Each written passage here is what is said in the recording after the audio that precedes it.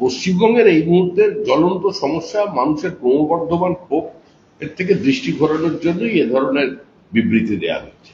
রাষ্ট্রীয় স্বয়ংসেবক সংঘ কোনো রাজনৈতিক সংগঠন নয়। স্বাধীনতার আগে এবং স্বাধীনতার পরে বহু মানুষ সংঘের কাছে গিয়েছেন, সেখানে মহাত্মা গান্ধীও আছেন, প্রণব মুখার্জিও আছেন, শ্রীমতী গান্ধীও আছেন। সুতরাং এই সমস্ত বিবৃতির কোন সারবত্তা এই মুহূর্তে সমাজে আছে কিনা, এই সবচেয়ে বড় প্রশ্ন।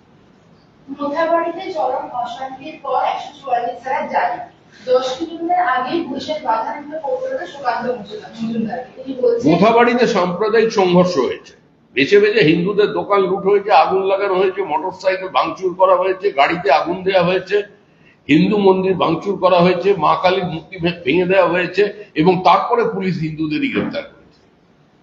অদ্ভুত পরিস্থিতি। যারা একদিন এই দেশটাকে অপবিত্র বলে চলে গিয়েছিল, তারাই এখন ওপার থেকে এপারে এসে সমস্ত কিছু দখল করে নিচ্ছে। আর তৃণমূল কংগ্রেস ব্লক ভোটের জন্য এদের কাছে আত্মসমর্পণ করেছে। এই মৌলবাদের কাছে আত্মসমর্পণ করা সরকার, এই সরকারকে বিসর্জন না দিলে প্রত্যেকটা পাড়া পাড়ায় মোথাবাড়ি শুরু হয়ে যাবে।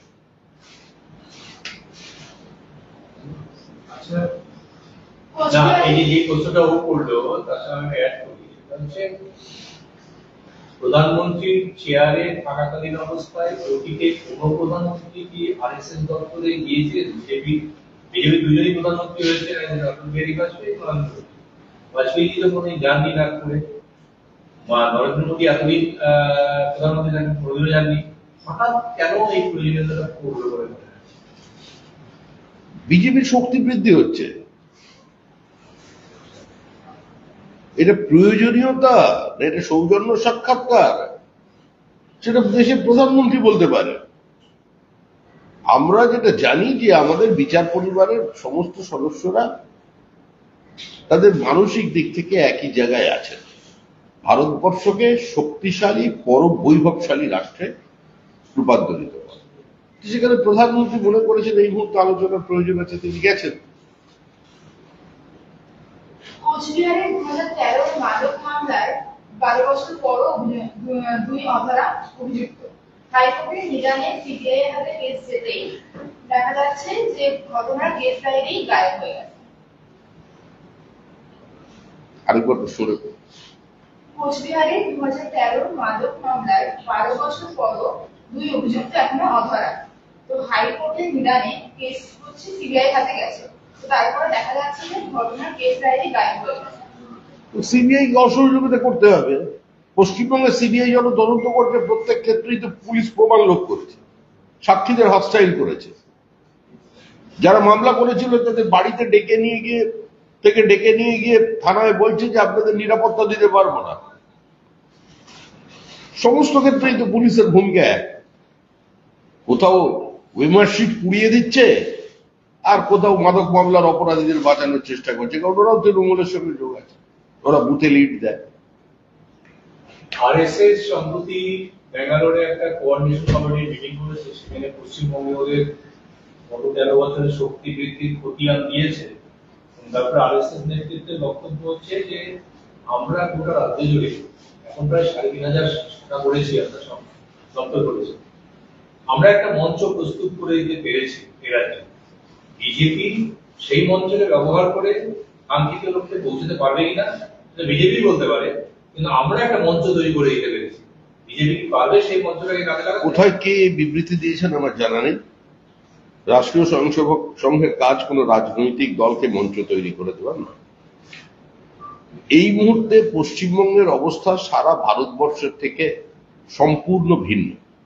পশ্চিমবঙ্গের সীমান্তবর্তী জেলাগুলোর জনসন্তুলন বদলে গিয়েছে। রাজ্যে যে সরকার আছে সেই সরকার এটাকে পশ্চিম বাংলাদেশ এর পথে নিয়ে যাচ্ছে।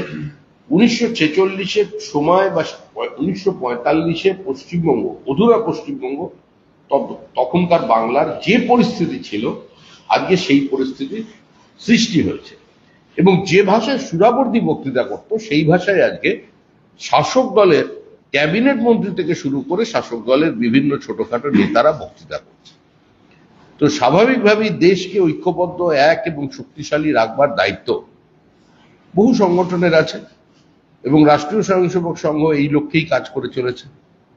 তো সেক্ষেত্রে তারা অখণ্ড ভারত রক্ষার স্বার্থে কিংবা ভারতের যে জায়গায় চলে গিয়েছে সেগুলোকে ফেরানোর স্বার্থে সেই স্বপ্ন মানুষের সামনে নিয়ে আসতে সক্ষম হচ্ছেন। মানুষ এগিয়ে আসছে, সমাজে একটা পরিবর্তন দেখা দিয়েছে, মানুষের চিন্তা ভাবনার একটা মৌলিক পরিবর্তন এসেছে। যারা সিলেক্টিভ প্রতিবাদী আছেন তারা মুখ খোলা বন্ধ করেছেন বা হঠাৎ মোমবাতি বের করতে পারছেন না। তো এই পরিস্থিতির মধ্যে আছেন বিজেপি রাজনৈতিক দল, বিজেপি রাজনৈতিক কাজ করছে। এই রাজ্যে আপনাদের অন্যতম প্রধান মুখ শুভেন্দু অধিকারী, এবং গতকাল যে জাতীয় কৃষি সমবায় ব্যাংকে নির্বাচন হয়েছিল, রক্তক্ষয়ী সেই নির্বাচন দেখেছিলেন আপনি। আজকে রেজাল্ট বলছে যে সেখানে বিজেপি নেতৃত্ব ধরাশায়ী হয়েছে, স্থানীয় বিজেপি লস হয়েছে। তৃণমূল কংগ্রেসের তরফে এটা একটা বিরাট সাফল্যের গাথা হিসেবে প্রচার করা হচ্ছে যে শুভেন্দু গড়, অধিকারী গড় ধীরে ধীরে হাতছাড়া হচ্ছে। কিভাবে দেখছেন? নির্বাচনটা আসতে দিন, মানুষকে ভোট দিতে দিন। পূর্ব মেদিনীপুর থেকে কোনো আসনে তৃণমূল কংগ্রেস জয়লাভ করতে পারবে না।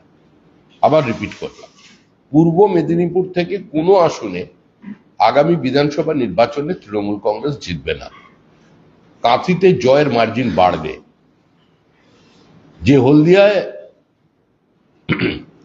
আমাদের প্রতীকে নির্বাচিত জনপ্রতিনিধি এখন তৃণমূলের কাছে চলে গিয়েছেন, সেই হলদিয়াও গতবারের থেকে এবারের মার্জিন বৃদ্ধি হবে।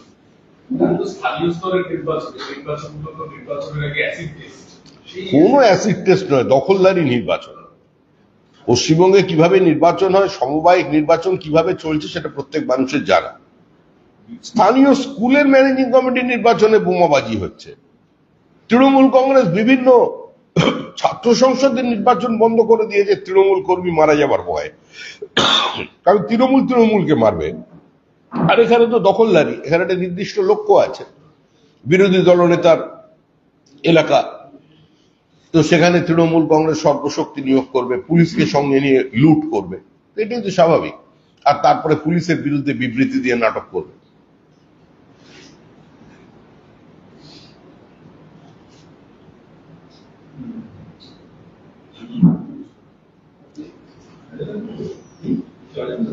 ভারত সেবাশ্রম সংঘের অনুষ্ঠানে কার্তিক মহারাজ বলেছেন, শিক্ষা, স্বাস্থ্য, শিল্প সব জেলে এবার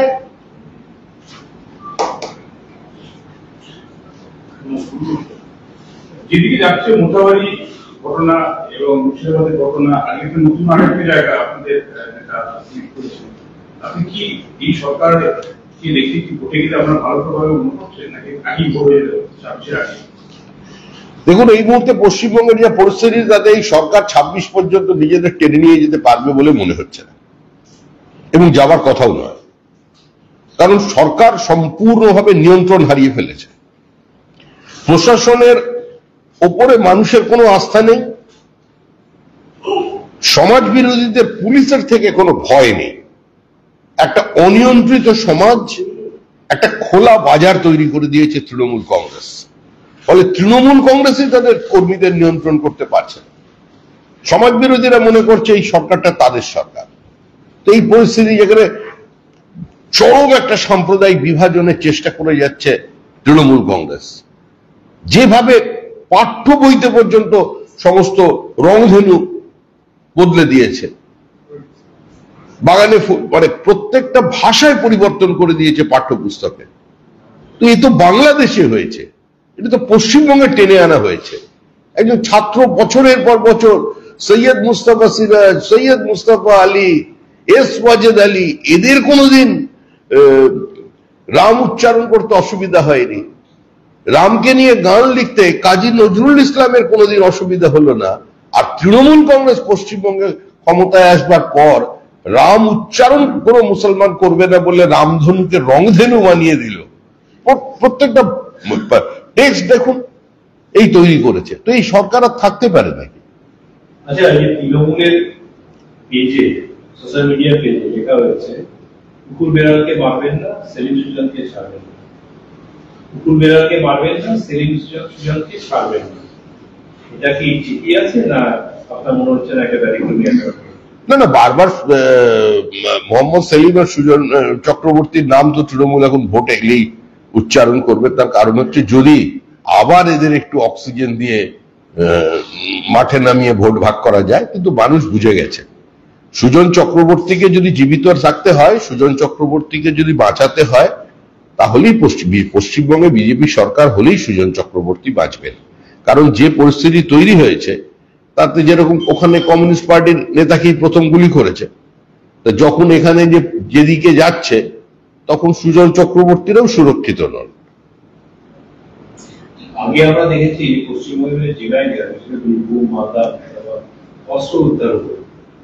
সম্প্রতি গত 3 মাসের মধ্যে দেখা গেল 4টে ঘটনা কলকাতা প্রপারে অস্ত্র উদ্ধার হচ্ছে, প্রচুর গুলি। আপনি এমন একটা কোন কর্পোরেশনের নির্বাচন দেখেন যে নির্বাচনে আপনারা প্রকাশ্যে অস্ত্র নিয়ে কোন তৃণমূল কংগ্রেস বা অন্য অতীতে সিপিআইএম বর্তমানে তৃণমূল কংগ্রেসকে ঘুরতে দেখেননি।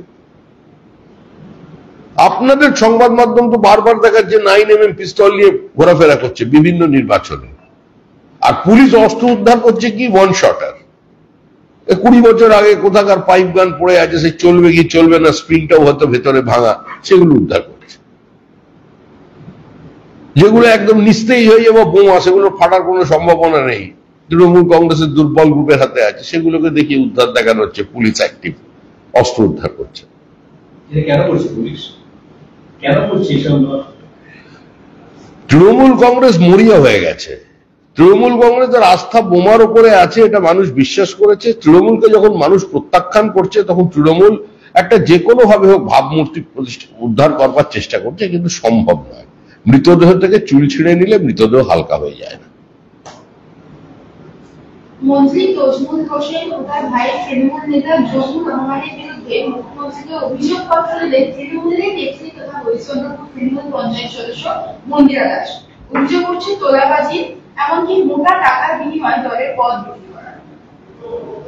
তৃণমূলের পদ বিক্রি, এটা তো সবাই বলে, এখন তৃণমূলই বলছে দল আমরা পদ বিক্রি করি। তোমার তো হিসাব করেই দেওয়া আছে, 75-25 ভাগ একদম সুন্দরভাবে ব্যবস্থা করা আছে। সেটা থেকে বিচ্যুতি হলেই এ ধরনের চিঠি যাবে।